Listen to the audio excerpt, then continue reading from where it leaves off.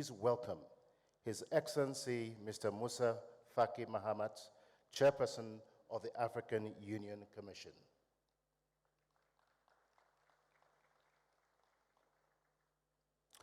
Her Excellency Mrs. Sarah Kugon Gelwa Amadila, Prime Minister of the Republic of Namibia, representing His Excellency Mr. Nangolo Mbumba, President of the Republic of Namibia. His Excellency Mr. Mohamed Yunus El Menfi, President of the Presidential Council of the State of Libya.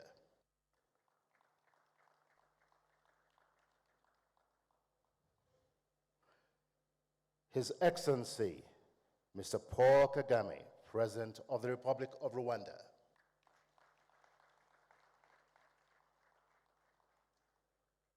And last but certainly not the least, His Excellency Dr. William Samoei Ruto, President of the Republic of Kenya.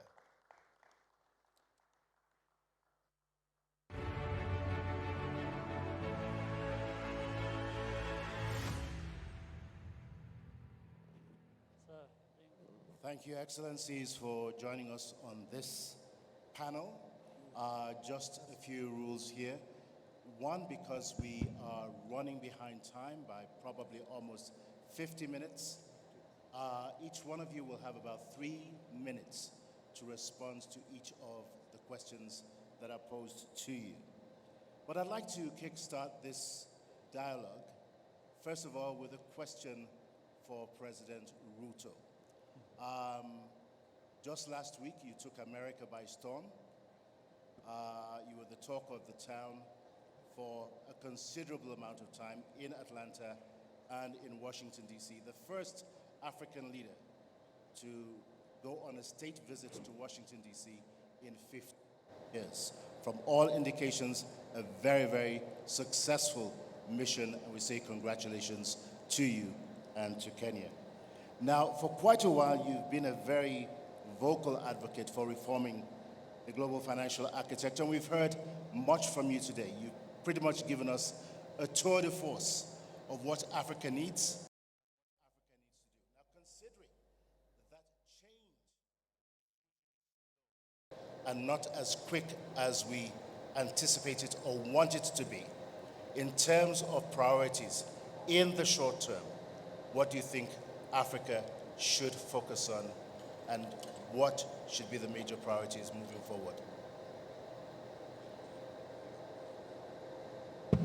Thank you very much.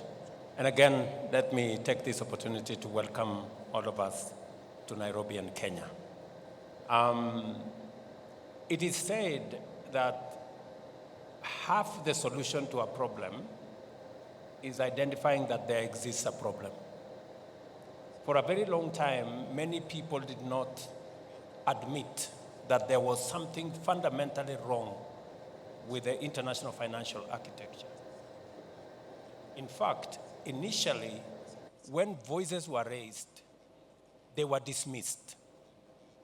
But I want to say today we are very proud, those of us, especially from this continent, who raised our voices, that today the conversation in the world is no longer whether we have a fit-for-purpose international financial architecture. Everybody admits that there is something fundamentally wrong with it. The issue in conversation now is where, how do we reform it? So the issue of reform is settled. It must be done. And I think it begins with, once we understand the problem, then it begins with where do we start? I think what we are saying is we need a financial architecture that has the following characteristics. Number one, long-term financing. 40 years, grace period, 10 years, or something in that order.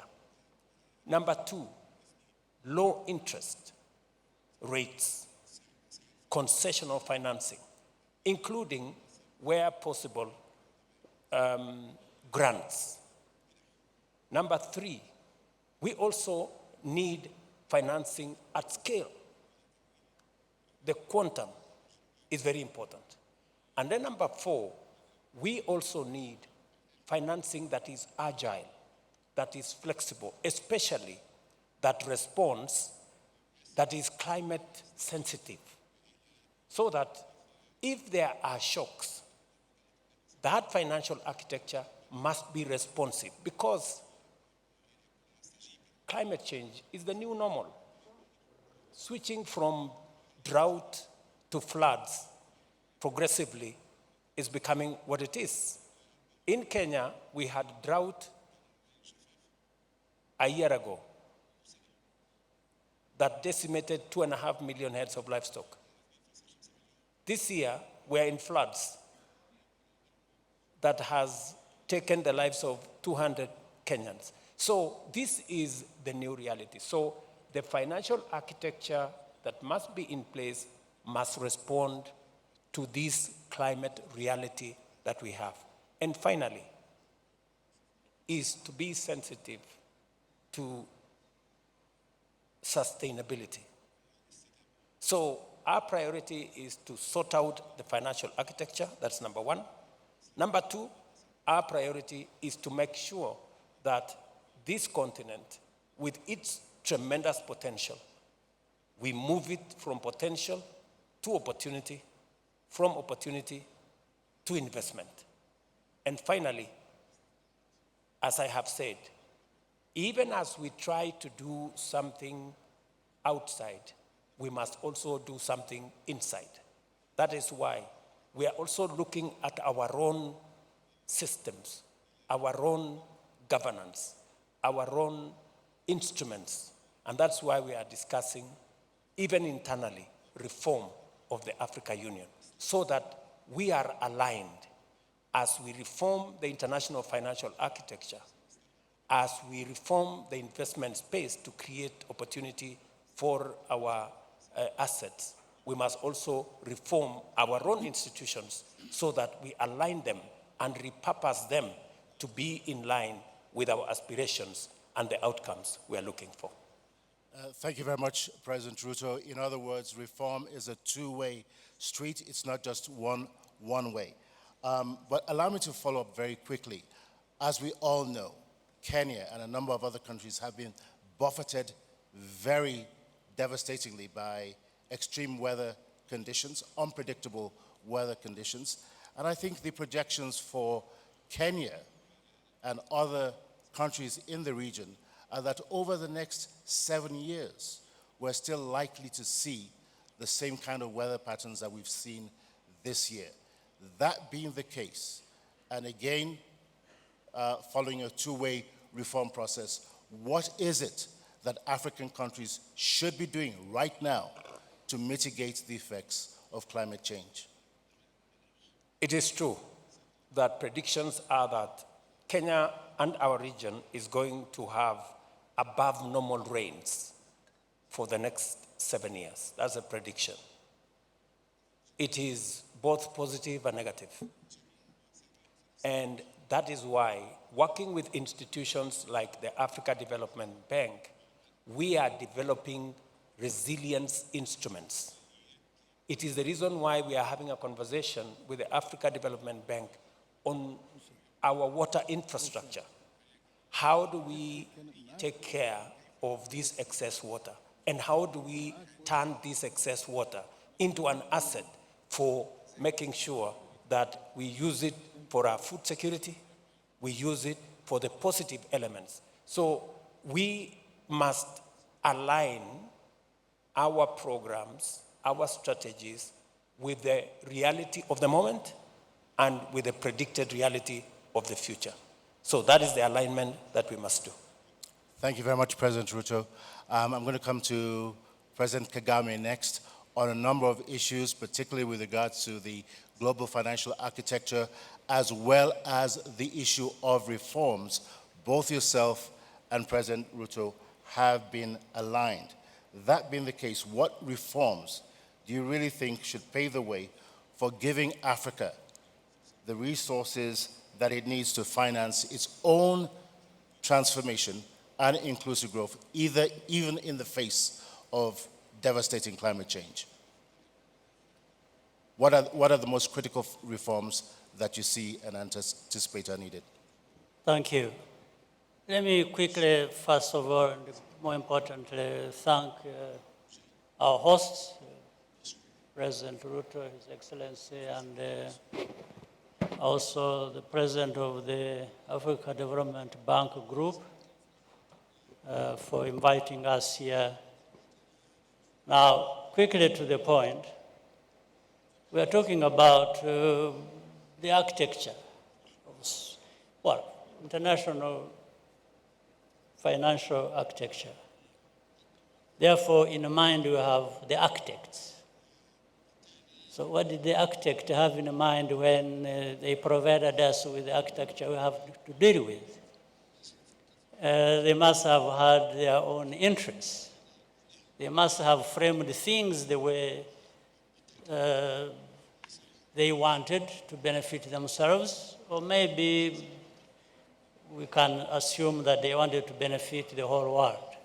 Now, we are here discussing the situation as it is, where we find there are enormous resources in this world, but inequitably distributed.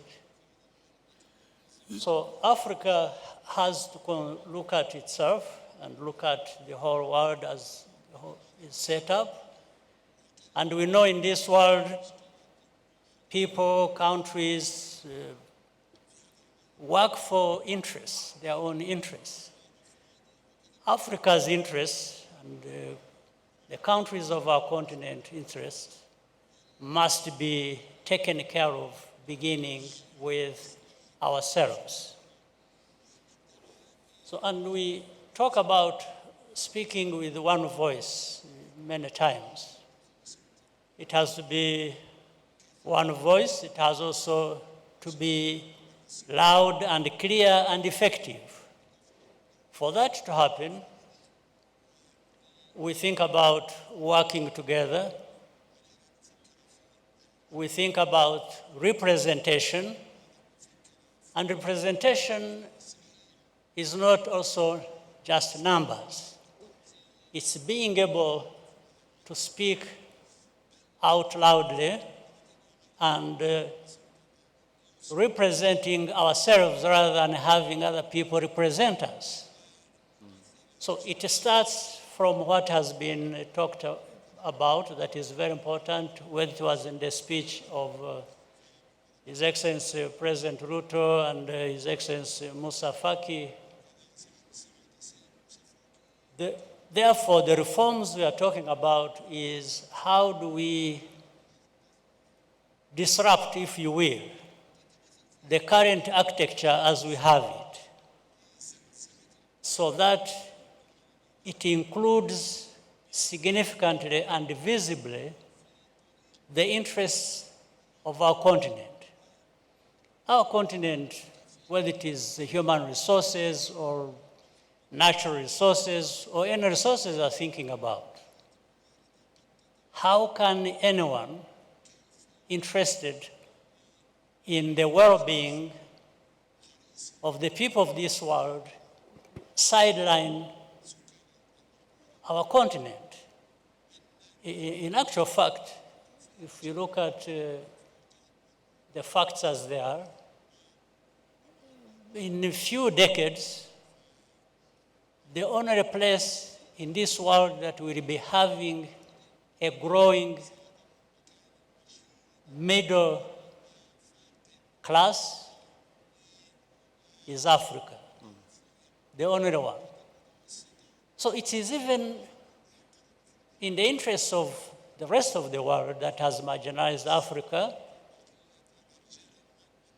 to contribute to the well-being of our continent, because the growth of Africa, based on this middle class, feeds into the growth of the rest of the world. So they should even be accepting some of these proposals in self-interest, because Africa grows, the whole world grows. But Africa cannot wait to be handed this opportunity by anybody else. We therefore must be on the front line, really fighting for this right, and therefore for ourselves, but also which contributes to the well-being of the rest of the world.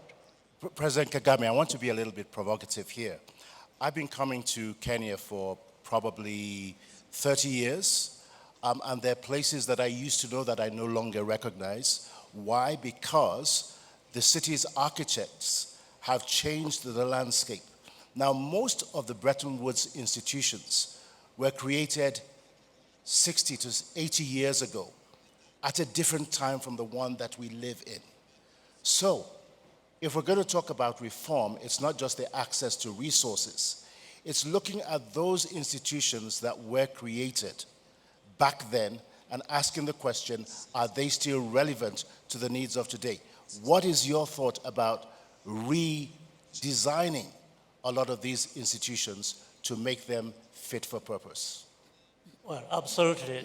It's a no-brainer that what worked 50 years ago or designed 50 years ago, things have changed, and therefore a rethink of a new design that fits the purpose must be into play. There's no question about it. But here what we are talking about is not simply an argument of whether, this is fit for purpose or this. I think everybody understands that point.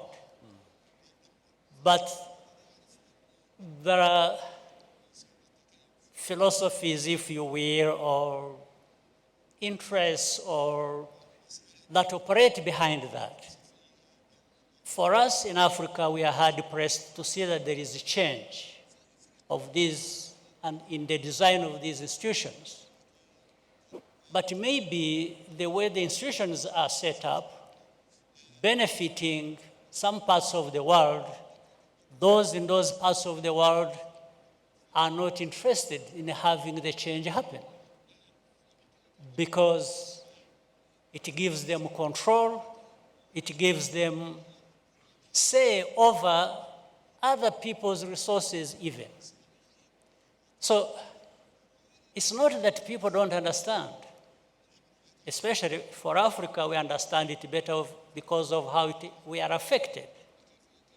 But the other parts of the world that have the power and control, it's also not because they don't understand, but it is because that it serves them very well, benefits them, that they are not interested or they are slow in allowing change to happen. So it's not a very complicated thing to understand. Everybody understands that. What is complicated is to reach this understanding and compromise that we don't lose anything by having everybody benefit as we should benefit, all of us. That's where the issue lies. And therefore, the reforms are based on this thinking.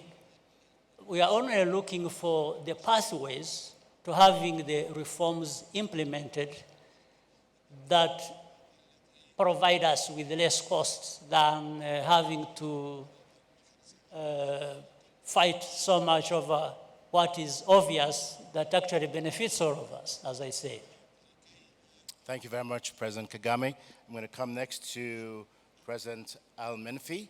Let me bring it closer home. Obviously, your country has had quite a number of challenges economically in recent times. What areas do you think that the African Development Bank can support Libya in the best to help you reach that last mile of reaching economic transformation in your country?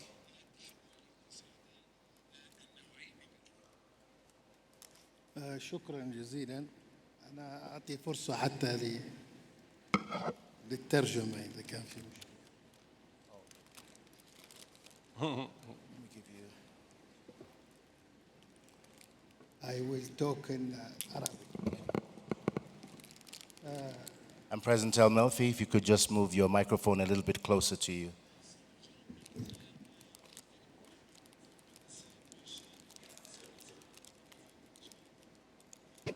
في البداية أحب أن أشكر فخامة الرئيس روتورو على الضيافة وحسن الاستقبال والشعب الكيني، وأيضا على مجهوده الكبير الذي يقوم به في هذا التحول الذي أعتبره هو نقلة مهمة جدا في التحول المالي وكيفية معالجة المؤسسات المالية في أفريقيا. والحقيقة أيضا أريد أن أؤكد على نقطة أخرى، وهو أن أحيانا في بعض الدول الأفريقية الحاجة تكون للعناصر الفنية وللخبرات وليس المالية، وهذا ما يسمى بالتوأمة وما يسمى بالتكامل المالي داخل أفريقيا، والذي نرجو أن يكون هو الطموح الذي نريد أن نصل عليه.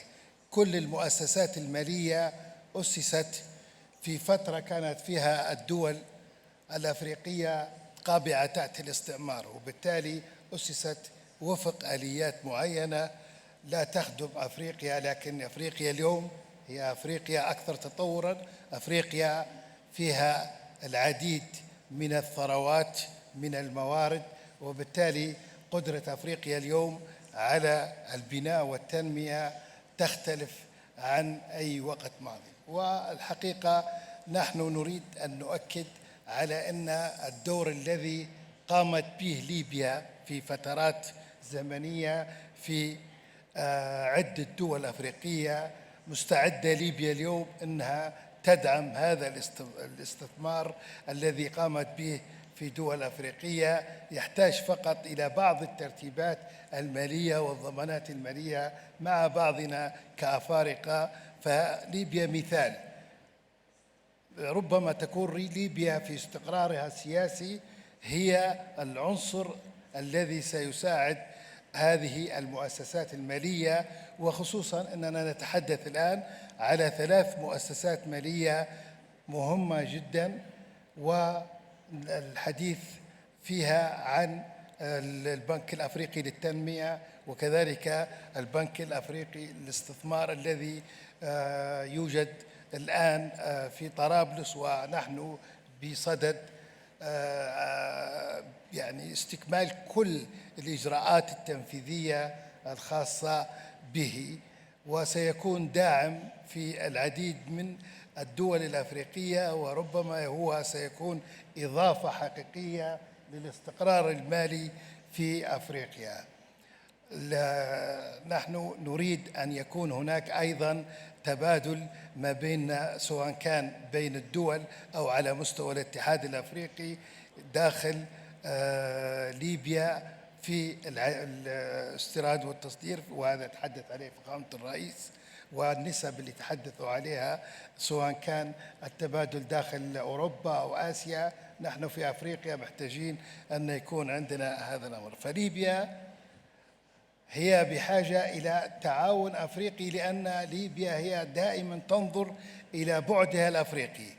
ليبيا تريد أن تستكمل كل ما بدأ تجاه أفريقيا، لأننا نحن نؤمن بأن قوة ليبيا هي من قوة أفريقيا، وقوة أفريقيا من قوة ليبيا، وبالتالي استثماراتنا عندما تتجه إلى الجنوب، خصوصاً أن نحن عندنا مخططات خاصة بطرق تمتد إلى النيجر وتمتد حتى وسط أفريقيا. عندنا العديد من المشاريع التي السكك الحديدية وغيرها اللي تربط شمال أفريقيا بجنوبها، ومستعدين حتى في ظل الاستقرار النفطي اللي الآن تعيش فيه ليبيا أن ندعم هذه القاطرة، قاطرة الإصلاح في أفريقيا، ومستعدين بالتكاتف بالجهود مع فخامة الرؤساء لهذا العمل. شكراً. Thank you. Thank you very much, Prime Minister, very much. President Al-Menfi.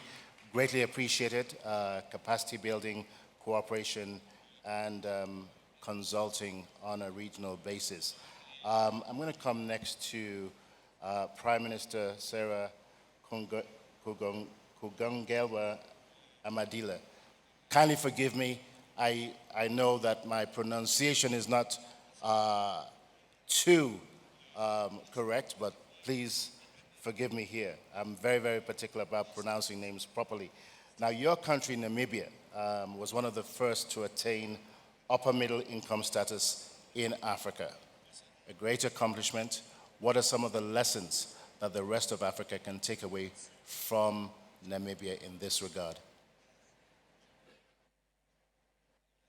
I think your microphone is off. Yes, thank you very much, moderator. And I would like to extend appreciation to President Ruto for the invitation extended to our president to attend. Unfortunately, he could not attend due to other commitments and has asked me to represent him. Yes, Namibia has achieved the status of an upper middle income country. We decided right after independence, which came after a prolonged bloody armed struggle, that we are going to promote peace and stability so that we can inspire the confidence of investors to come to the country, and we can create an environment where economic activities can be pursued so that development is achieved.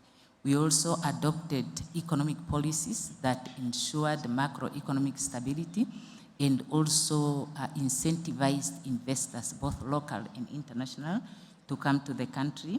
We invested significantly in infrastructure and in the development of the human capital. We have a very youthful population. We still have challenges in that regard, but education and training continues to be a priority. In spite, I must say, of the fact that we have managed to record positive economic growth almost every year since independence, except in a few years when we were faced with emergencies like COVID, droughts, and floods, and we are very prone to these disasters. We, however, still face challenges of inequities. The bulk of the population, who are the indigenous communities, are living in poverty, and much of the wealth is owned by Namibians of European extraction. So that is one of the serious challenges that we have to address. The second challenge is the fact that because we are a commodity-based economy for the most part, the growth in GDP did not necessarily translate in proportional growth in employment and poverty reduction. So although we have reduced poverty, we still have significant number of people that are poor, and also many of our young people are still struggling to find employment. So we consider it a priority to diversify the economy, to promote value addition, so that we can create jobs and also reduce the vulnerability of the economy to external shocks, including the shocks to droughts and floods. And actually, as we speak now, Namibia is experiencing one of the worst droughts that we have faced. About 1 million people are depending on government support to be able to survive, because the harvest was very poor, the rains were late and grossly inadequate. So we do have those challenges. And we are also prioritizing, because we are a small population, we are only 3 million, and we are vast in terms of infrastructure. It's very costly to put them up. We are prioritizing integration with the rest of the continent so that we are not limited in what we produce by our small population. Well, thank you very much, Prime Minister Amadila. Very much appreciated. I'm going to come next to His Excellency Musa Faki Mahamat. Now, in your position as AU chairperson, you have a front row seat on what's going on in different parts of the continent. What's your assessment of the progress that we're making in terms of structural reforms on the continent? Are we on track, or is there much more that we need to do? Merci beaucoup. Je voudrais rappeler qu'il y a 4 jours, nous avons célébré le 61e anniversaire de l'Organisation de l'Unité africaine qui est devenue en 2002 l'Union africaine. La BAD également a 60 ans. La BAD est l'une des institutions qui a été expressément chargée par l'Union africaine à mobiliser des ressources pour la mise en œuvre de l'agenda 2063 que nous nous sommes donnés au 50e anniversaire de notre organisation. Il y a 8 ans, en juillet 2016, à Kigali, la conférence des chefs d'État a évalué la situation du continent et a décidé d'une réforme institutionnelle et financière de l'Union africaine. Cette tâche a été demandée expressément au président Paul Kagame, qui a fait un excellent travail et il a passé le témoin au cours du dernier sommet au président Ruto. Parce que nous nous sommes rendus compte qu'il faut nécessairement, pour pouvoir compter sur le plan international, il faut que nous-mêmes, à l'intérieur du continent, nous nous réformions. Nous avons un agenda très ambitieux, l'agenda 2063. Et il nous faut d'abord donc faire des réformes de notre institution qui est l'Union africaine pour pouvoir parler d'une seule voix. Parce que l'Afrique, ses ressources sont connues. D'abord, les ressources humaines, 1,4 million d'habitants, 30 millions de kilomètres carrés, des ressources naturelles innombrables. Mais malgré tout ça, nous n'avons pas pu réaliser les attentes des populations africaines. Donc, la première des choses, c'est une réforme endogène au sein du continent pour nous donner les meilleurs moyens pour pouvoir discuter sur l'arène internationale. Cette réforme est en cours, des progrès importants ont été réalisés, mais il n'en demeure pas moins que nous faisons face, il faut le dire honnêtement, encore à des réflexes de souveraineté étriqués au niveau des États. L'Afrique ne peut compter qu'unie, intégrée. C'est ça le sens de l'agenda 2063, qui veut une Afrique intégrée, prospère et en paix. Sur le plan international, les institutions de Bretton Woods, l'Organisation des Nations Unies, toutes sont la résultante de la Seconde Guerre mondiale. Ce sont ceux qui étaient les vainqueurs qui ont mis en place ces institutions. 70-80 ans après, il est évident que ces institutions ont vécu. Ce ne sont plus les mêmes défis, ce n'est plus la même configuration, ni sur le plan démographique, ni sur le plan géopolitique, ni sur le plan financier. Il y a une nécessité de réformer ces institutions, notamment les institutions financières. L'Afrique a été le cobaye, il faut le dire, à différentes approches. Les programmes d'ajustement structurel dans leurs différentes phases, comment il faut réduire la pauvreté, toutes ces politiques ont montré leurs limites. Aujourd'hui, l'Afrique vient avec ses priorités, avec une planification bien établie et demande à la communauté internationale, ce n'est pas une charité, c'est de pouvoir accepter l'Afrique dans sa diversité avec son potentiel et la traiter seulement d'égal avec les autres régions du monde pour lui donner la possibilité de se développer. Je crois qu'il y a un travail important à faire et il faut que les partenaires, ceux qui tiennent le haut du pavé, puissent comprendre la nécessité. Si on veut un monde pacifique, un monde solidaire, il faut nécessairement voir l'Afrique d'une autre façon. Il n'en demeure pas moins que pour nous, nous-mêmes, il faut qu'on améliore notre gouvernance, qu'elle soit politique, institutionnelle, économique et financière, mais il faut également que la communauté internationale, si on veut un monde de stabilité, revoie également ces règles qui ont été édictées il y a 80 ans et qui ne correspondent pas du tout à la réalité d'aujourd'hui. Voilà où nous nous trouvons. Absolutely. Thank you very much, Your Excellency. And I'm going to go just from the point you just made right now over to President Kagame. Now, no one is in any doubt that reshaping and reforming the global financial architecture is going to be a walk in the park. It's going to have its own challenges. And it would seem that doing so, the reforms that we need are going to be both short-term and long-term. This being the case, what must Africa do to ensure that it strengthens its voice and it is able to engage in ongoing conversations on reforming the global financial architecture? What is it that we need to do on a consistent basis? So this isn't just a one-off conversation. What are the things that we need to do in the global space? We must walk the talk, because we have discussed these issues for many years, as I can remember, and we are saying the right things.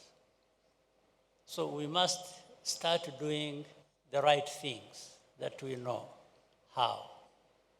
One is being together.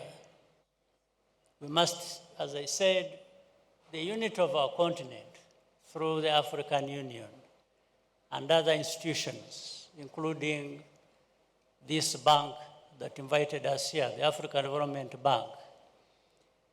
It's all about Africa. First of all, we must have it in our mind. And therefore, there is a need for mindset change from the past to the present. And we cannot be served well in our intentions for the future if we are not thinking correctly, acting correctly right now. So when we have been talking about the African Union reforms, as His Excellency President Ruto, my brother, mentioned earlier, you know, before I handed over to the president, I had been carrying out these tasks. I mean, there is no secret here. I just say it as it is. We agreed many things. Most of the countries were represented in the room, heads of state and government. We have agreed many things that need to be done because it is right and it is the only thing that can deliver what we want. Few years later, 2 years maybe from the time we decided, we have discussions in Addis at the African Union headquarters. You find some of 50% of the things we agreed have changed. And you're asking the same leaders in the room, you say, what happened? What we are saying now that we must be doing is what we agreed 2 years ago. Why have we not done exactly what we agreed? And nobody gives an answer. So we cannot escape this. We cannot escape doing the very things we have agreed to do because we know that is what is going to deliver what we want for our continent. There is no other way I can put it. There is no magic wand that is in anybody's hand to bring the change that we want. So when we are here discussing and everybody is listening and we are listening to ourselves, we must get out of this room with a commitment, a conviction that we can actually deliver what the continent wants, and we are the ones to do that. The rest will continue to be discussions back and forth, speeches back and forth, but we will not get the results. But some progress has been made. It is a slow progress. Even then we are saying we can't afford to move slowly. It's urgent. It's long overdue. So that's what we need to be working on as we move forward. And that's the hard task I was happy to hand over to my brother here to. He's younger, so I think he has what it takes to do that. But he will need our support, all of us.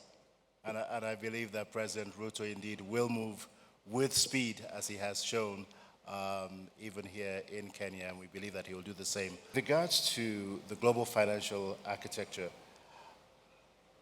how do you see that dovetailing into the ambitions of Agenda 2063? Je crois que, permettez-moi, And I ask that question because a lot has happened, and a lot has changed, and a lot has been transformed on the global scene since Agenda 2063 came into place. And that's still a long way off. But what are your thoughts in this regard? je voudrais d'abord remercier le président Kagame et le président Ruto qui mènent cette importante réforme au sein de l'Union africaine. Il est évident que si nous allons en rang dispersé, on ne peut pas influer sur la réforme des institutions financières internationales. Ça, c'est une évidence. Et donc, plus nous travaillons pour resserrer les rangs, partir avec une position commune africaine, mieux c'est pour nous pour pouvoir espérer modifier les règles qui sont en cours. Aujourd'hui, l'Afrique a une image qui n'est pas la photographie réelle du continent. On nous prend comme un continent à risque et donc les taux sont extrêmement élevés. Le président Ruto l'a dit, il a donné des chiffres, peut-être 9 fois, 10 fois les taux qui sont utilisés ailleurs. Et donc, pour pouvoir financer l'agenda 2063, et notamment les projets phares sur lesquels travaillent le NEPAD, l'ODA-NEPAD, la Banque africaine de développement et les autres institutions, y compris la Commission de l'Union africaine, on a besoin de financement. Et ces financements ne peuvent pas être mobilisés uniquement en Afrique. Il faut évidemment que les règles en matière d'investissement, en matière de taux, soient révisées pour que le continent africain puisse, comme les autres régions du monde, pouvoir être investi sur le marché international. L'effort africain est en train d'être fait. Il faut bien que la communauté internationale, le système international lui-même s'adapte pour pouvoir, de manière juste et équitable, donner la chance au continent africain de pouvoir se développer. On ne peut pas continuer à être juste un réservoir de matières premières, un champ de bataille géopolitique, et c'est ça le risque majeur. Nous avons été un théâtre, et nous risquons encore d'être un théâtre dans la bataille des grandes puissances économiques, et c'est ça le risque le plus important. Plus, nous, en notre sein, il faut qu'on travaille en rang serré pour pouvoir parler d'une seule voix et constituer une force de négociation avec les partenaires, parce que l'un des pas importants de notre agenda, c'est également le partenariat. On ne peut pas se développer en autarcie, c'est évident, et donc il nous faut pouvoir, dans le cadre de notre partenariat, parler d'une seule voix. Malheureusement, je regrette de le dire, jusqu'à là, nous n'avons pas cette force unificatrice qui parle d'une seule voix qui peut peser réellement sur l'ordre des choses. Donc c'est un défi à la fois pour nous-mêmes, sur nous-mêmes, et vis-à-vis de la communauté internationale, notamment les institutions financières internationales. Thank you very much, Your Excellency. I'm just going to provide each one of our panelists with a closing comment as we bring this session to a close, keeping in mind, again, the theme of this conversation, Africa's transformation agenda. But I'd like you to focus in on what the African Development Bank can still do to help achieve the agenda. Yes, you've been very glowing in all of your assessments and the reports on the bank and the work that Dr. Additioner and the rest of his team are doing. What is that extra mile that the African Development Bank needs to take to help unleash some of the potential and bring to fruition the ideas that we're talking about today. I'm going to start with Her Excellency, the Prime Minister of Namibia first, and work our way backwards, but leave the last word for President Ruto. Yes, thank you very much. I would say first we applaud the ADB for the work that it has done in terms of mobilizing funding and the good governance that is prevailing at the institution that inspires the trust of the partners to work with the bank to raise funds to support development in Africa. The first point that I would like to raise is one that relates to funding for middle-income countries, drawing from the experience of Namibia. This is a challenge that we face everywhere, including at the ADB. Because of the higher per capita income, in spite of the inequities that I have referred to, the high unemployment and high levels of poverty, we get funding that is quite pricey, making it difficult for us to raise the adequate resources to fund development. Secondly, I would advise the bank, and I think it is amenable in that regard, as we do also advise other funders to look at how their support can assist countries to develop their local capital markets. Because Namibia is one of those countries that have a relatively developed capital market, but not optimally developed, to be able to ensure intermediation. We actually export capital, whereas we borrow externally. So that is an aspect that is very important for us. Then there is the issue of funding to private sector, apart from funding government, without the requirement of government to provide a collateral, and partnering with private financial institutions so that their capacity that is here is also shared with African financial institutions to be able to support development in those countries. And obviously, we would like funding to really prioritize growth-enhancing measures, measures that support economic growth, that support diversification and value adding. We are mineral resources endowed as a continent, but because mining itself is not job intensive, we need to develop the full value chain of our mineral resources. And we thank the bank for advocating for increased special drawing rights for African countries, and we would like it to also amplify the voice of middle-income countries so that we can raise more resources. There have been talks about also equity in terms of the harnessing of benefits from natural resources. This is something that is important for us as African countries, being the host of most of the resources. We want to share equitably in the benefits and supporting capacity to fight illicit flows of capital, so that we obviate the need for our countries to rely on external borrowings. Countries like Namibia could actually develop self-sufficiency in terms of funding if we can address illicit flows and we can optimize capital markets development. Thank you. Thank you very much, Prime Minister Amadia. Very excellent points, and I'm sure Dr. Adishna is listening. Thank you very much for your input there. We're going to come next to President Kagame. I will try to be very brief. I think very good points have been made by the Prime Minister of Namibia. But I want to thank the African Development Bank's president and his team, who have done a very good job of mobilizing resources for our continent and also leveraging those resources to broaden the investments as we need them on our continent. And I would only, with the support of everyone on our continent, we would urge him to even mobilize more resources, especially the private sector resources to be invested on our continent, because other sources are not enough in and of themselves.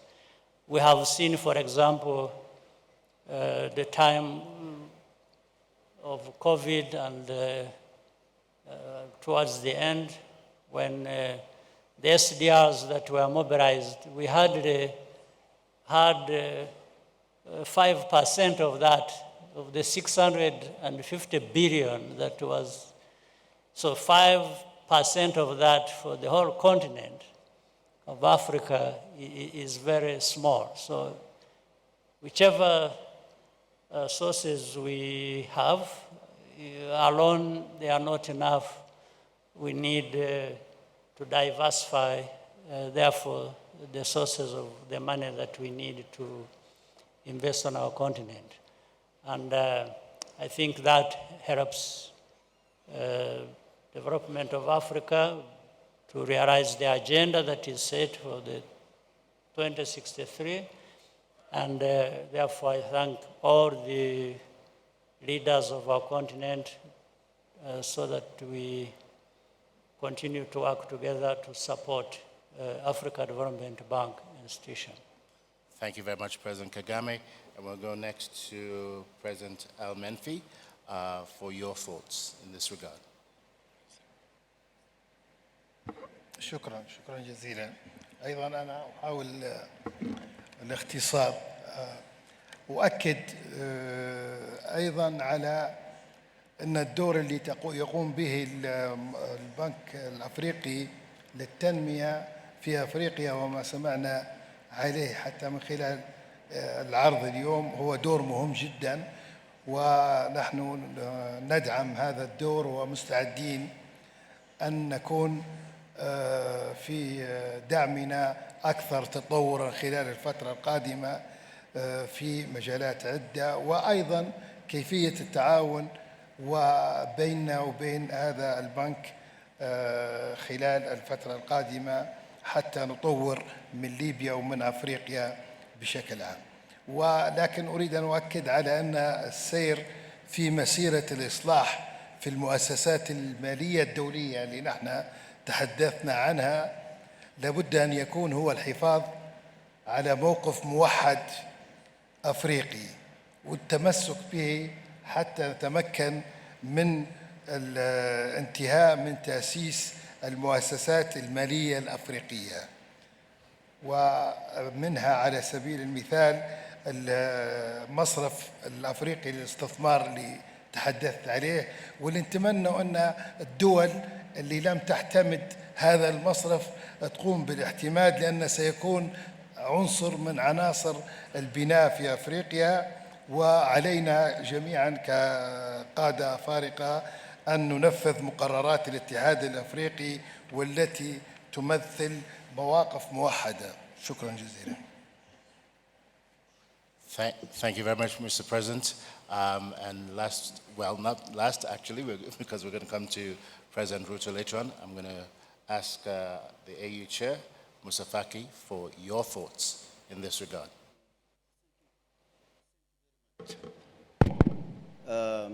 Let me congratulate FDB and his team, and particularly my brother, Dr. Adesina. They did very well, and they're doing very well. I hope they will act in the future in complementarity and also in coordination with other partners in the continent. Because we have also a partnership with China, with India, with Arab countries through the Islamic Development Bank. And I think this coordination and this complementarity will allow us to implement our agenda, the 2063 Agenda, African Agenda. Thank you very much, Your Excellency. One of the recurring comments here concerns the private sector and the resources that are needed. And as Dr. Adesina has said quite recently, there is a need for reform of the MDBs, but in particular the African Development Bank, to change its instruments in ways that enable it to be much more active in the private sector. So we do trust and hope that as leaders, that both yourself and your governors will support the bank in that regard to enable it to do a whole lot more. We're going to give the last word at this point to our host, President William Samoei Ruto. Over to you, sir. Thank you very much. Let me thank fellow panelists here for all the very positive and informative comments they have made about this very important subject. Let me pick up from where President Kagame left. He told us, let's begin by believing in ourselves. I think it's a very important issue that we must believe in ourselves first. And we must stop outsourcing problems we have created or outsourcing solutions we can provide for ourselves. There are things we can do to sort out some of the challenges we are facing.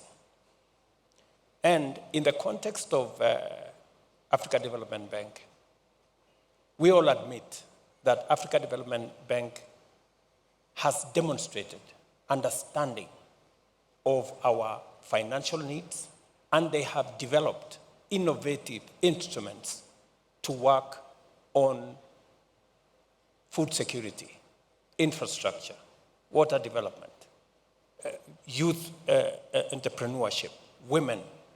They have demonstrated. What ADB wants or needs from us is us to believe in them the way they believe in us.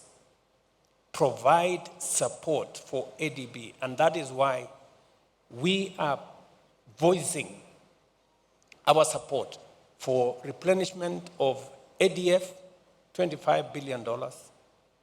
We are enhancing our own support through enhancing our shareholding in Africa Development Bank. We must support these institutions. Africa Development Bank here, Afri-Exim, Trade Development Bank, all the other financial institutions in our continent. We must give them the stamp of approval as leaders in this continent and support them. That way, they can support us. Secondly, we must believe in ourselves. You know, President Kagame warned me when he handed over the baton of this reform to me that this job is not very easy. And that you have heard him say we need to move fast. Luckily, I come from a country of athletes. So running fast will not be a problem. My only worry is that we should not leave anybody behind so that we can move together. And hopefully, we are all listening as leaders here that we need to believe in ourselves. Whatever, we must walk the talk. We must believe in ourselves. We must do this because it is necessary for us. We can never go wrong by doing the right thing. And finally, let me ask ADB, looking into the future, to give them two assignments. We need to write a new narrative for Africa. We have been profiled negatively for far too long. Please, if you can support an Africa Credit Rating Agency that will be factual about the situation in Africa. Let me give you an example. We went to the market as Kenya.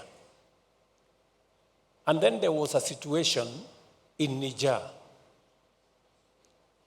And we were told, you are going to pay 2 points more because there was a situation in Niger. Niger is very far from Kenya, you know. But somewhere, somebody sitting in Washington or some other place thinks Niger is in Nairobi, you know. So please, if you can work on an Africa Credit Agency that will help put factual information into the financial architecture so that this unnecessary risk profiling is reduced. Let me ask you for one more thing, which you believe in, Mr. Adesina, before you leave office next year, before you move on to another assignment. You have talked about undervaluation of our GDP as a continent. That in the calculation of our GDP, the huge resources, mineral resources that we have are not factored. The huge energy resources, renewable energy resources are not factored. The huge resources we have, having 60% of Africa's, or the world's actually, remaining uncultivated arable land is not factored. Our provision of natural carbon sinks is not factored in our GDP. And that is why most of the time we are told our debt is not sustainable, because our own GDP is not correctly evaluated. Please, if you can work with us to get the true valuation of our GDP so that we can drive Africa's development in a positive manner. I don't think those are too many assignments, Adesina. I am I'm very optimistic that these are assignments you can undertake on all our behalf as we drive the continent's prosperity into the future. And thank you very much. Excellent closing thoughts from President Ruto. Support the bank strongly, stop outsourcing problems, and stop outsourcing solutions that we have answers for. Believe in ourselves, write a new narrative, develop, as a matter of urgency, an African credit rating agency, as well as re-evaluate our resources. Excellent closing thoughts. I want to say a very big thank you to all of our presidential delegates, our panelists during this session for your excellent thoughts. You've given us much food for thought. Again, we thank you, President Ruto, President Kagame, President Al-Menfi, Prime Minister Kugon Gelwa Amadia, and AU Commission Chair Musa Faki. Thank you for enriching our conversation this afternoon. Ladies and gentlemen, could you kindly give our distinguished presidential panelists a warm round of applause and thank them for their leadership of our continent.